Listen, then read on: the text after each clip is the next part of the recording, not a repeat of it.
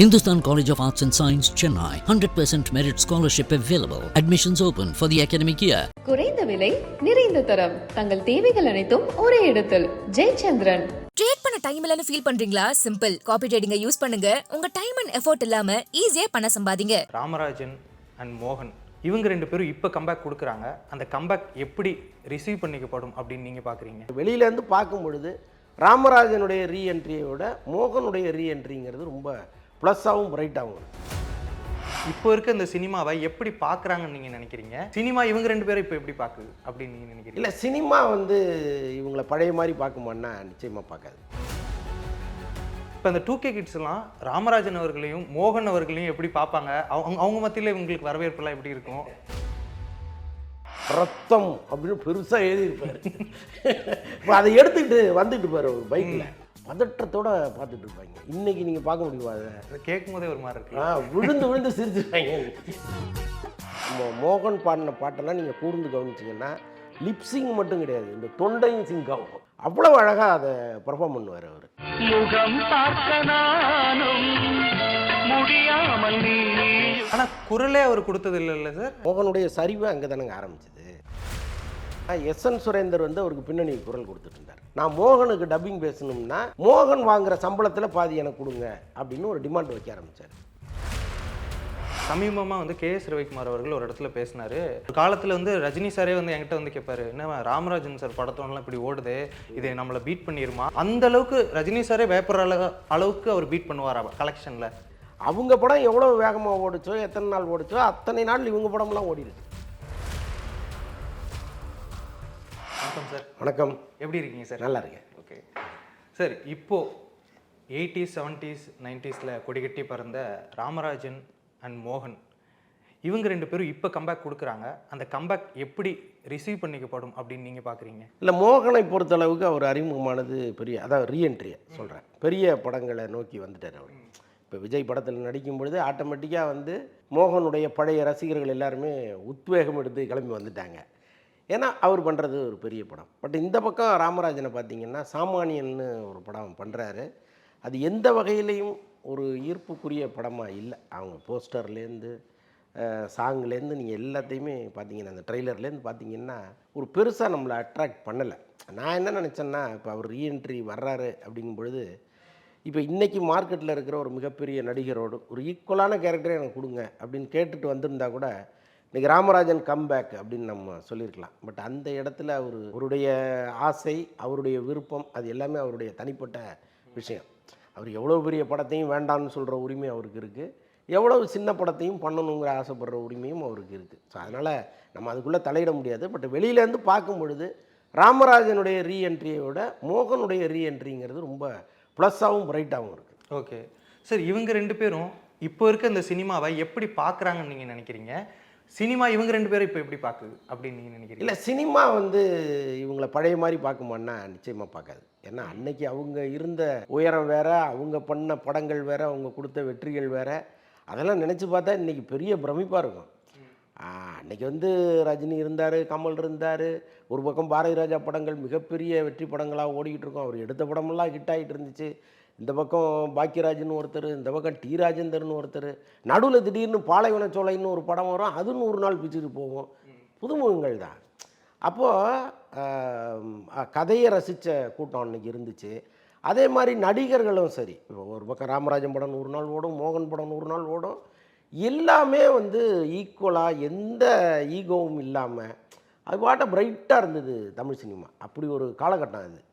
அன்னைக்கு அவங்களுக்கு இருந்த அந்த வரவேற்பும் கொண்டாட்டமும் இன்றைக்கி இருக்குமான்னா நிச்சயமாக இருக்காது. அதில் ஒன்றும் சந்தேகமே இல்லை. ஓகே, இன்றைக்கி இந்த சினிமாவை இவங்க எப்படி பார்க்குறாங்கன்னா டோட்டலாக இவங்களுக்கே அது புதுசாக இருக்கும். ஏன்னா அன்றைக்கி ராமராஜன் லைம்லைட்டில் இருக்கும்போது இளையராஜா எங்கேயோ இருந்தார். ராமராஜனும் இளையராஜாவும் அந்த 2 பேர் பேரை போட்டாலே உங்களுக்கு இளையரையும் விற்று போயிடும். ஆனால் இன்றைக்கி அப்படி இல்லைல்ல. இப்போ இன்றைக்கி இளையராஜாவே எவ்வளோ பெரிய படங்கள் பண்ணுறாருன்னா ஒன்றும் பெரிய படங்கள்லாம் பண்ணுறதில்ல. ஏதோ அவருக்கு வர சின்ன சின்ன படங்களை பண்ணிகிட்டு இருக்கார். பெரிய சாதனையாளர் அவர் சாதனையை யாராலையும் இனிமேல் வர்றவங்க முறியடிக்கவே முடியாதுன்னா கூட இன்றைக்கி @% அவர் யார் அப்படின்னா ஒன்றும் கிடையாது. ஸோ அப்போ அவங்க இணைவது, அந்த சினிமாவை அவர் பார்க்குறதெல்லாம் அது ஒன்றும் பிரமிப்பாக இருப்பதற்கு வாய்ப்பே இல்லை. பட் டெக்னாலஜி மாறி இருக்குது. ஃபிலிம் ரோல் கிடையாது, எத்தனை டேக் வேணாலும் நீங்கள் போய்க்கலாம். இப்போ ஹார்ட் டிஸ்க் வந்துருச்சு. ஸோ இந்த மாதிரி ஒரு கேமரா இது எல்லாமே அவங்களுக்கு கொஞ்சம் புதுசாக இருக்கும். ஓகே. இவங்களுடைய பேட்டர்னே ரொம்ப புதுசாக இருக்கும். இப்போ படம் எடுக்கிற பேட்டர்னே எல்லாமே டப்பிங்கில் பார்த்துக்கலாம் சார், அங்கே பார்த்துக்கலாம், இங்கே பார்த்துக்கலாம், இதில் பார்த்துக்கலான்னு சொல்லி எடுங்க அப்படின்ட்டு போயிடுவாங்க. பட் அன்னைக்கு அப்படி கிடையாதுல்ல. எல்லாத்துலேயும் ஒரு நேர்த்தி தேவைப்பட்டுச்சு.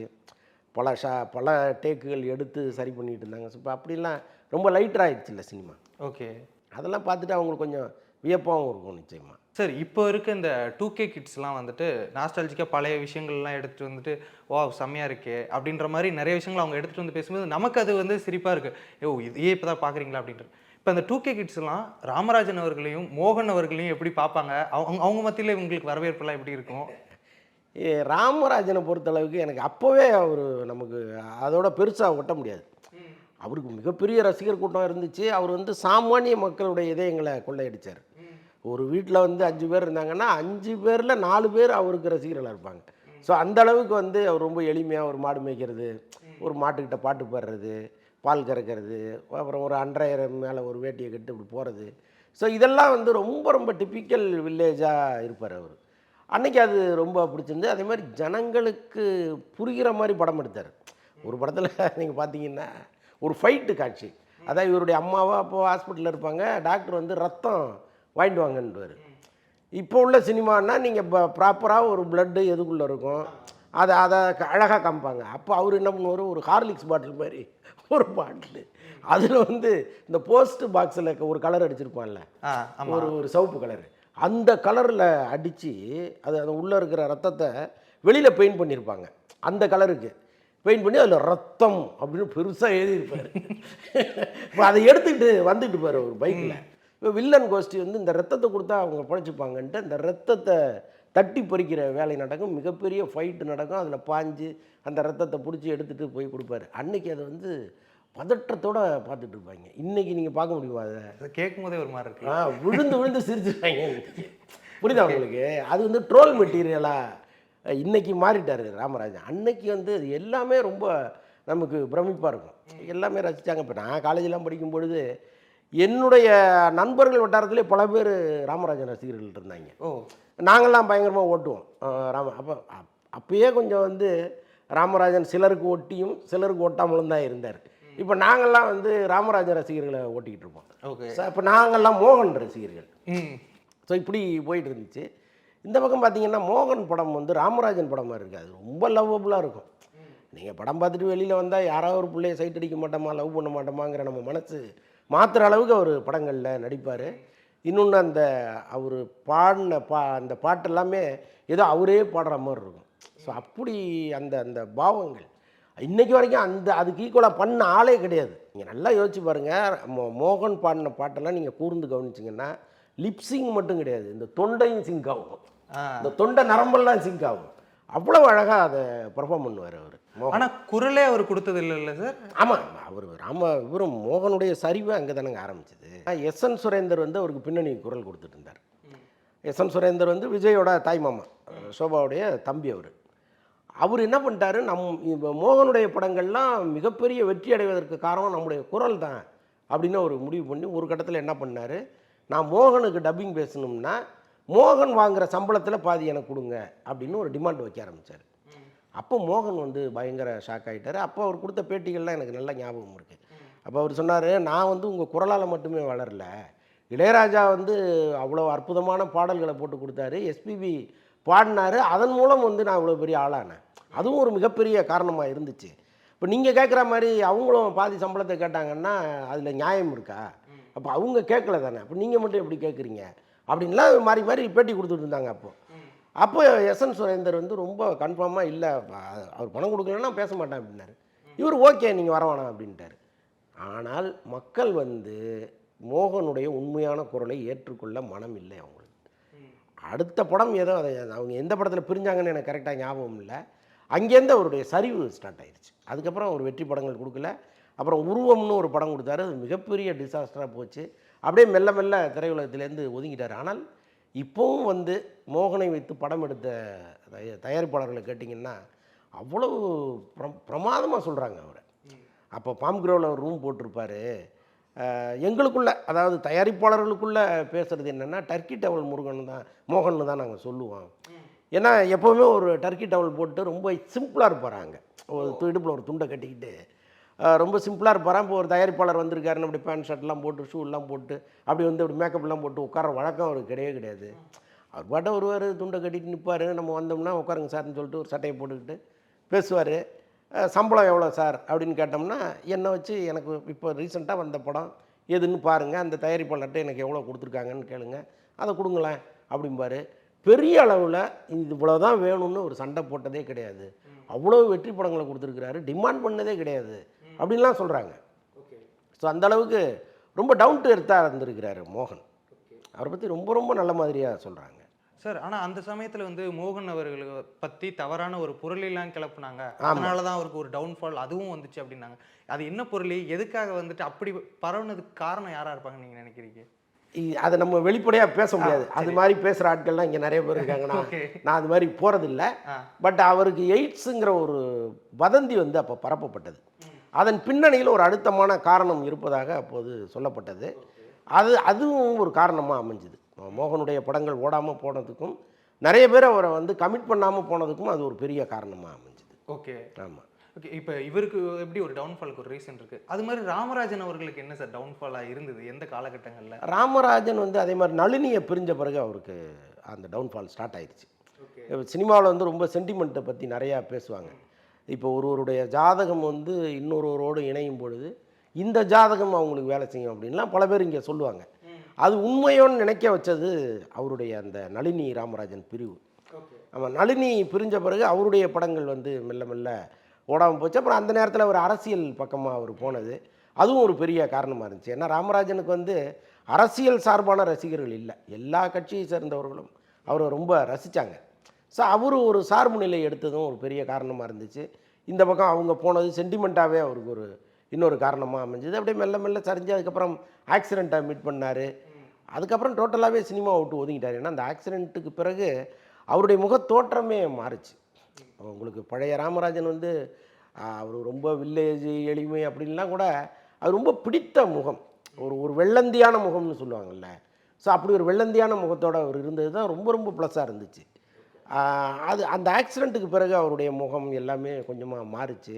ஸோ அதெல்லாம் சேர்ந்து அப்படியே அவரும் பெரிய முயற்சியெல்லாம் பண்ணல, திரும்ப கம்பேக் கொடுக்கணும் அப்படிங்கிற முயற்சியெல்லாம் அவர் பண்ணவே இல்லை. நிறைய பேர் அவரை போய் ட்ரை பண்ணப்போ கூட நடிகன்னு கூப்பிட்டா கூட அவர் பெருசாக ஆர்வம்லாம் அப்போ காட்டல சார். ஒரு கட்டத்தில் வந்து சமீபமாக வந்து KS ரவிக்குமார் அவர்கள் ஒரு இடத்துல பேசினார். ஒரு காலத்தில் வந்து ரஜினி சாரே வந்து என்கிட்ட வந்து கேட்பாரு, என்ன ராமராஜன் சார் படத்தோடலாம் இப்படி ஓடுது, இதை நம்மளை பீட் பண்ணிடுமா அப்படின்ற மாதிரிலாம் வந்துட்டு ரஜினி சாரே இறங்கி வந்து அப்படி கேட்பாராமா ராமராஜன் சார் படத்தை பார்த்து. அந்த அளவுக்கு ரஜினி சாரே பயப்படுற அளவுக்கு அவர் பீட் பண்ணுவாரா கலெக்ஷனில்? இல்லை, நம்ம ரஜினி வந்து சூப்பர் ஸ்டார், கமல் வந்து ஒரு பெரிய இன்னொரு இடத்துல இருந்தார் அப்படிங்கிறதெல்லாம் தாண்டி அவங்க படம் எவ்வளோ வேகமாக ஓடிச்சோ, எத்தனை நாள் ஓடிச்சோ அத்தனை நாள் இவங்க படம்லாம் ஓடி இருக்கு. நான் சொல்கிறது டி ராஜேந்தர் படம், பாரதி ராஜா படம். பாரதி ராஜா யாரை வச்சு எடுத்தாலும் அது ஓடும் 100 நாள். ஸோ அப்படி இருந்தது. அவங்களுக்கெல்லாம் ஸ்டார் வேல்யூவே வேண்டாம், சும்மா அப்படி போகிறாரு, ஒருத்தர் வளையல் வியாபாரம் பார்த்துட்டு இருக்காரு, இந்த பையன் நல்லா இருப்பான் போல இருக்க வான்னு கூப்பிட்டு போய் நடிக்க வைக்கிறாரு, அது 100 நாள் ஓடுது. இப்போ இந்த மேஜிக்கை வந்து வேறு யாருமே இங்கே பண்ண முடியாது. ஸோ அப்போ வந்து இப்போ ரஜினி படங்கள் மட்டும்தான் ஓடிக்கிட்டு இருந்துச்சு, கமல் படங்கள் மட்டும்தான் ஓடிக்கிட்டு இருந்துச்சு. திடீர்னு ஒரு ராமராஜன் படம் வந்து ஓடிடுச்சு, அதனால் ரஜினி பயந்துட்டார் அப்படிங்கிற இடத்துக்கே நம்ம போக முடியாது. அன்றைக்கி எல்லா படமும் ஓடிச்சு தாறுமாறா. அப்போ என்ன நினச்சாங்கன்னா, ஒரு வாரம் முன்னாடி போகலாம், ஒரு வாரம் பின்னாடி போகலாம், இதுக்காக கேட்குறது. இப்போ அவர் படம் வருதா, அதுவும் நல்லா ஓடும், நம்மளும் வந்தோம்னா அந்த கலெக்ஷனில் கொஞ்சம் ஷேர் ஆகுமே, அப்போ வந்து நம்ம அடுத்த வாரம் வரலாமா அப்படிங்கிறதுக்காக கேட்கப்படுற கேள்வி தானே தவிர இவர் ஒரேடியாக வந்து ரஜினியை காலி பண்ணிட்டு வருங்கிறதெல்லாம் கிடையாது. இப்போ தான் வந்து ஒரு படம் ஓடிச்சுன்னா இன்னொரு படம் ஓட மாட்டேங்குது. ஒரு படத்தை ஒரே அடியாக வரவேற்கிற ரசிகர்கள் இன்னொரு படத்தை ஒரே அடியாக புறக்கணிக்கிறதெல்லாம் இப்போ வந்துருச்சு. அப்போ வந்து 10 படம் வாரத்துக்கு ரிலீஸ் ஆனால் கூட 10 படத்தையும் பார்க்க ஆள் இருந்துச்சு. ஃபெஸ்டிவல் டைமில் எல்லா நடிகர்கள் படங்களும் வரும். இப்போ இன்றைக்கி அஜித் விஜய் படம் ஒன்றா வந்ததுன்னா இவ்வளோ இதாக நம்ம பேசுகிறோம். ஆனால் அன்றைக்கி அப்படிலாம் கிடையாது. அன்றைக்கி ரஜினி படமும் வரும், கமல் படமும் வரும், ரெண்டும் ஓடும். ஸோ அப்படிப்பட்ட காலகட்டம் தான் அது. அப்போ ராமராஜன் படம், டி ராஜேந்தர் படம் எல்லாம் ஒன்றா வந்து ஓடிட்டு தானே இருந்துச்சு. ஏதாவது ஒரு படத்துக்கு அப்படி ஒரு கேட்டிருக்கலாம். Okay sir. இப்போ ரஜினி கமல் அப்படின்ற அவங்க 2 பேர் டாப்பில் இருந்தாங்களா சார், இவங்க 2 பேர்த்திட்ட இருந்து இந்த 2 பேர் எந்தெந்த விஷயத்தில் வேறுபட்டாங்க அப்படின்னு உங்களால் சொல்ல முடியுமா? அந்த ஒரு ஸ்டார், அந்த ஃபேன். இவர் ராமராஜனை பொறுத்தளவுக்கு வில்லேஜ் படங்கள், பாடல்கள் அதில் வந்து அவர் ரொம்ப தெளிவாக இருந்தார். அவர் படத்தில் ஒரு 7 பாட்டு இருந்ததுன்னா 7ம் இளையராஜா தான், 7ம் சூப்பர் ஹிட் பாட்டு. அதுக்கு வந்து அவர் அந்த அந்த கிராமத்து ஸ்டைலில் பண்ணுறது எல்லாமே ஜனங்களுக்கு ரொம்ப பிடிச்சிருந்து. அதனால் டோட்டலாக இப்போ அவங்கள மாதிரி வெரைட்டி எல்லாம் அவர் கொடுக்கல. இப்போ கமலஹாசன் திடீர்னு வந்து ஒரு படத்தில் வில்லேஜில் நடித்தாருன்னா அடுத்த படம் வந்து ஜப்பானில் கல்யாணராமன் அங்கே கிளம்பி போவார்.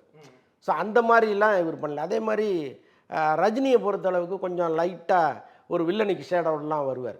பில்லாங்கிற படம்லாம் அப்படி இருந்துச்சு. ஸோ அந்த மாதிரி ஏரியாவுக்கே இவர் வரல. மோகனை பொறுத்தளவுக்கு ஃபுல் அண்ட் ஃபுல்லு லவ் தான். அவருடைய எல்லா படங்களுமே லவ்ல. இன்னொன்று வந்து அவரும் ரொம்ப வெரைட்டியாக பண்ணியிருக்காருங்க சில படங்கள். விதின்லாம் அவன் நீங்கள் யோசிச்சு பார்த்தீங்கன்னா முழுக்க முழுக்க அதில் வில்லன் அவர். 100வது நாள். ஆமாம், அன்னைக்கு வந்து அவர் அப்படி இருந்தார். அவர் அவ்வளோ லவ்வபுளாக இருந்த ஒருத்தர் வந்து ஒரு கதையில் டோட்டலாக ஒரு பொண்ணை ஏமாற்றிட்டு ஒரு வில்லனாக மாறுறாங்கிறத அப்படி ஒரு கதையை ஒத்துக்கிறதே பெரிய விஷயம்.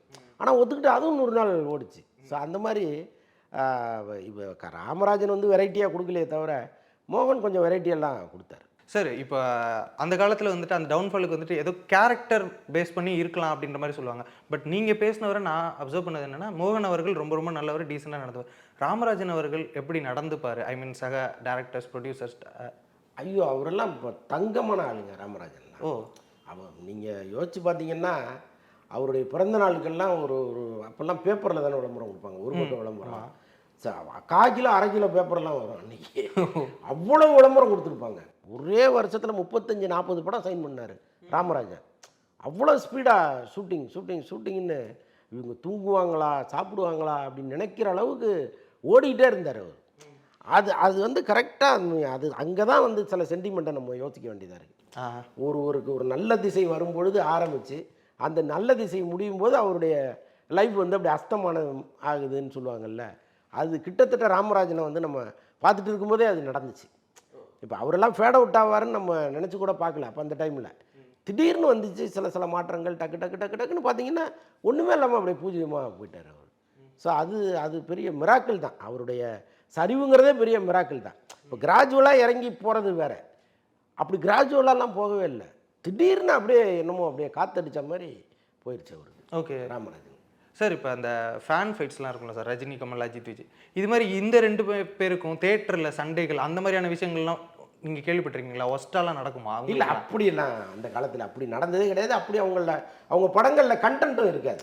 சண்டை போகிற அளவுக்கு அவங்க கண்டென்ட்டுங்கிறதே இன்னொரு நடிகரை தாக்கி படத்தில் டைலாக் வைக்கிறது, சில காட்சிகளாவது வைக்கிறது, அப்படிலாம் கிடையாது. ஆனால் ரஜினி கமலுக்கு அந்த ஃபைட்டு இருந்துச்சு.